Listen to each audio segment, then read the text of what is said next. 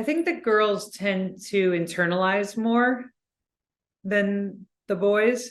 So they're more at risk for depression and low self-esteem. So having somebody to talk to, maybe even individually, could be extremely helpful. The social skill groups there's some social skill groups that are very rigid into like eye contact, ABA sort of things. And I don't think to throw the baby out with the bathwater either. I think this is important.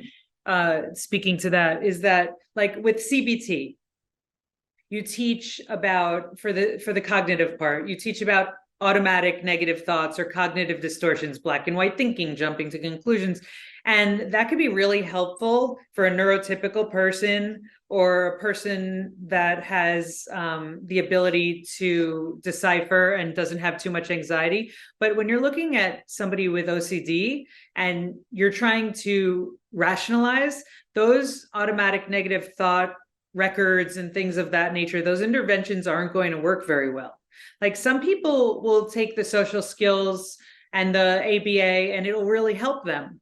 And then other people, it can really hurt and harm. So it's a matter of knowing your child, checking in with them, seeing the progress, but honoring what they say as well. Because for some people, those things can be so helpful, and for others, it can damage them terribly. So it's really like, I see a lot of therapists out there, and it's like, when you have a hammer, everything's a nail. And it's really important for therapists to realize that just because an intervention doesn't mean it's the right intervention for everyone. And if your kid is really pushing back, you have to honor that and see what's going on and have second opinions and speak to other trusted parents who have been through it. But just because somebody says something is the gold standard or something worked for their child doesn't mean it's going to work for your child.